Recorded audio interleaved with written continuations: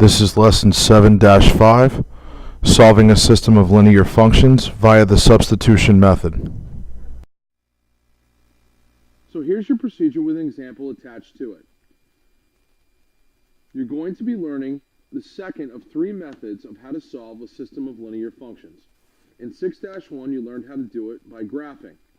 This one is going to be substitution, and 6-3 will be elimination.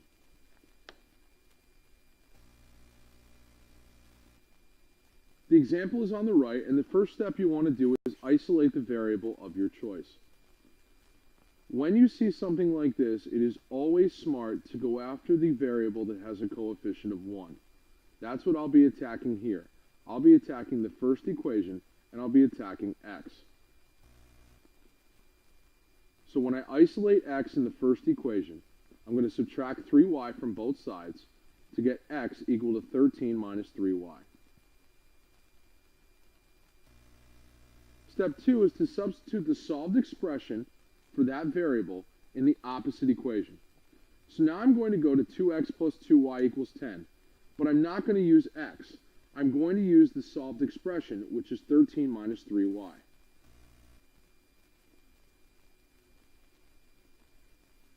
So step 3 now is to solve the equation for the given variable. The variable I have now is y, so I can solve for y. The first thing I'm going to do is distribute the 2 to both the 13 and the negative 3.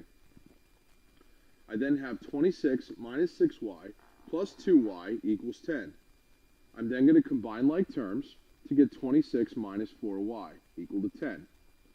Subtract 26 from both sides to get negative 4y equal to negative 16. And divide by 4 to negative 4 to get y equal to 4.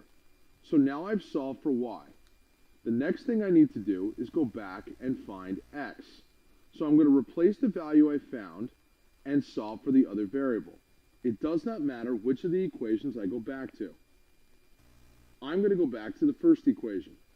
X plus 3 times 4 is equal to 13. Remember, I got the 4 because I solved y equal to 4. So now I can take y and plug in 4 wherever I see y.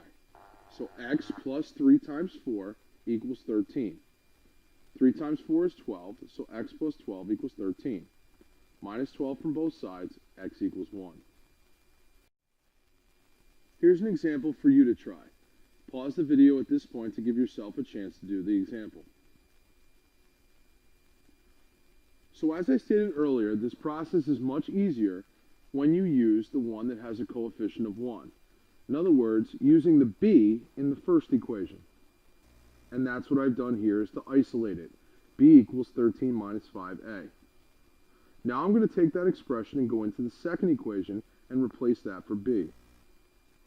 And that's what I've done here. I distributed the negative 3, combined like terms, added 39, and divided by 19 to get a equal to 3. Now I need to go back and find b. I went back to the first equation, I plugged in 3 for a, and I got b equal to negative 2.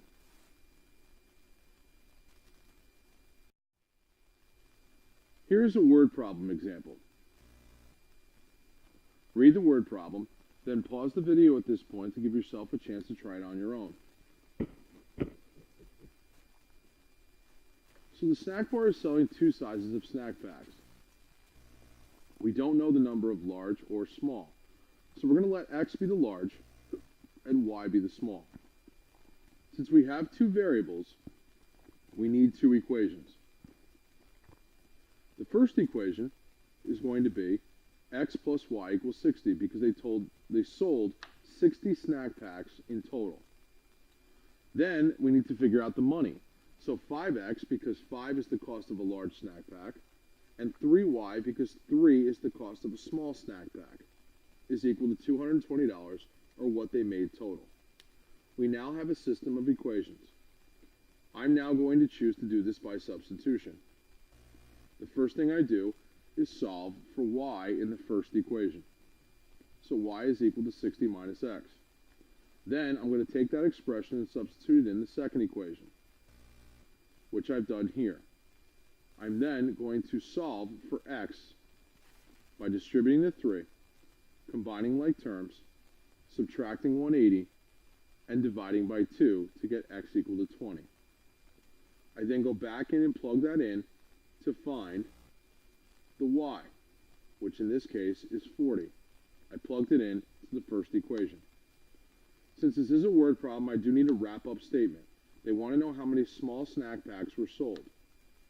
So therefore, the snack bars sold 40 small snack packs. If you're having issues with this particular lesson, please consult your teacher in class.